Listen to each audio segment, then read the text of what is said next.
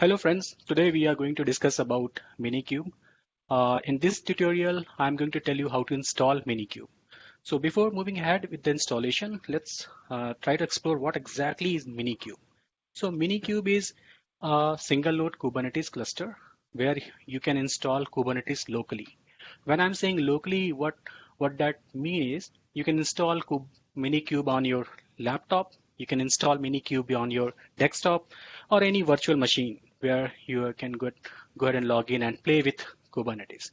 So what is the importance of Minikube? Why we should install Minikube? So the reason is pretty simple. If you are in learning phase of Kubernetes, Minikube is great tool where you can try a lot of things on Kubernetes. It is a single node Kubernetes cluster. You can write your deployment, you can explore, go and deploy your deployment and try to learn a lot of things. I mean, most of the things, whatever mentioned in the kubernetes.io document, you can implement almost everything over here. Okay, so that's a great learning tool. This is one of the use case. And the second use case of the Minikube is where when you are developing anything on top of Kubernetes, so you can test your development or you can test your deployment over here first, and after that you can go ahead and deploy the same thing under production. So these are the some use cases for Minikube. It's pretty small tool. It's require almost 5 minutes to install. So let's jump quickly for the installation. Here, the machine that I'm going to use to install Kubernetes, Minikube is a Ubuntu machine. Okay, it's an Ubuntu machine. The first step that you should do generally for the installation is apt-get update. I have already run this command, so for me it is going to complete very fast. Installation of Minikube basically require three things. First, a runtime. For that, we are going to use Docker. Second, the Minikube binary itself, and that will build a cluster, a Kubernetes single node Kubernetes cluster for you. And the third thing is a tool, command line tool to interact with that cluster. And for that, we are going to use kubectl. Okay, so let's start. First step, as I already told you, to install Docker. So I'm installing Docker here. You can see I have run the command apt install docker.io because I'm using Ubuntu. Depending upon your version of operating system, the command will change. Moreover, I have mentioned the links below in the description section. You can just refer that link and follow the documentation link so that you can install the version of Docker. Second thing, I have just downloaded the Minikube. You can see here I have Minikube already downloaded. Now I'm going to unpack it with the dpkg command. Okay, so this is done. Now the next step is I need to provide the driver here.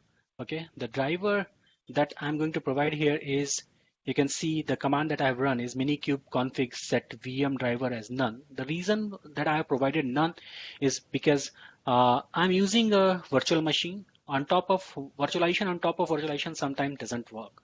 So if you're installing this Minikube on your laptop, and say for example you're using VirtualBox, you need to provide the driver as a VirtualBox. Don't worry about that. What you need to provide, the link that I'm going to mention in the description, you can just follow, and based upon your environment you can set the Minikube environment for you, but more or less the commands will remain almost same.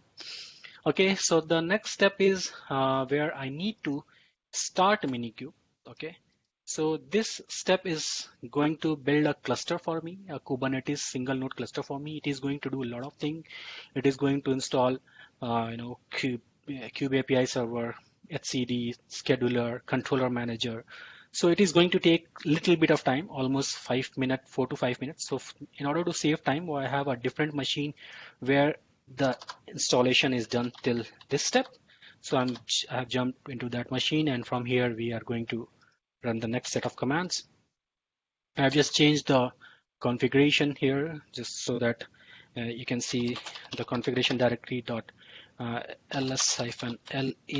will show me the cube and the Minikube directories are here.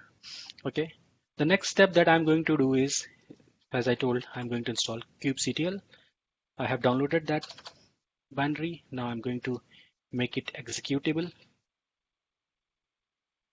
Okay, now I'm going to move that binary to my path so that I can run kubectl command from in here.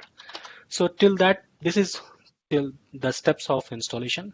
The one thing that I would also encourage you to do is auto completion of kubectl command, that you can source it to your file, and also in the next time if you want to run this command, you can just whenever you log in, you can just put this information to your bash archive file, so that next time there is no need to run the upper command again and again, right? So let's check the deployment. Kubectl get pod. Okay, you can see hyphen all hyphen. I am just pressing NAM, and after that I'm putting tab. Sorry about the typo. All hyphen. The command itself get completed, right? So this is what the advantage of auto completion.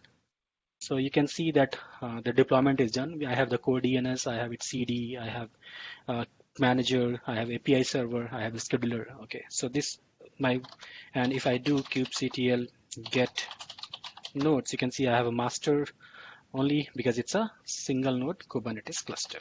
Now, just the steps are done, like installation steps are done. Now what I'm going to do here is I'm going to check whether it is going to work for me or not. For that, I'm going to deploy deployment. Okay, and that name of the deployment is Nginx. Okay, and I'm going to pull an image.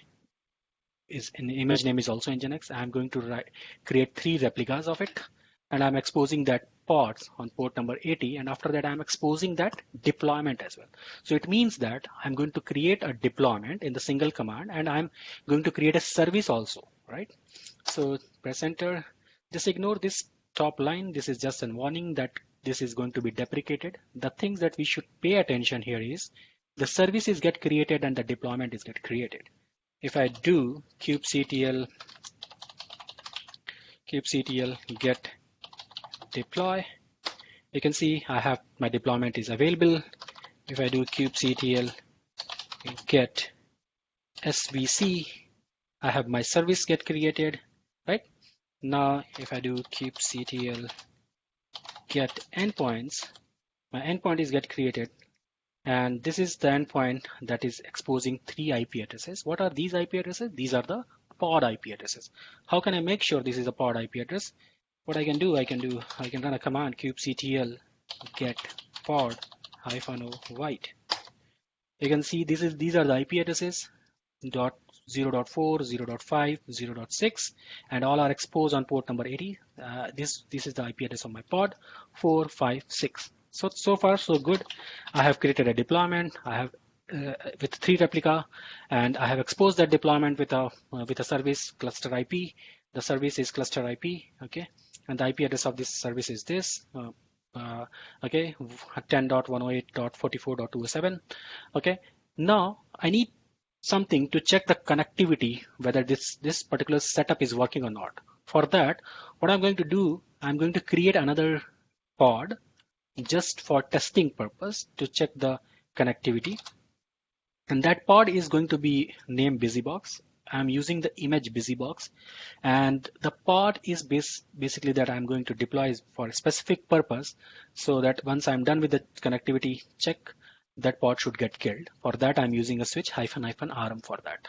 Okay, so once the pod is get launched, I'm going to inside the pod. Right now you can see my prompt got changed. Okay, it was earlier Minikube demo. Now I've got the hash prompt because I'm inside the pod. So just to check the connection with the pod, I can do wget. Okay, and the command is I need IP address of my service. This is my IP address, and :80. So you can see that I'm getting a default Nginx page here. So my connectivity is fine. I'm able to connect to the pod. So, and everything is deployed on Minikube. So if I exit it from here, you can see I got a message that busybox pod is get deployed. Right now I'm having only kubectl get pod. I'm having the pod that is deployed with the Nginx deployment. So this is what I want to show you. So installation of Minikube is pretty straight, pretty simple. You should use Minikube to learn Kubernetes, to deploy, test deployment, and for all the testing purpose, you can use Minikube. So thanks for watching. Have a good day. Bye-bye.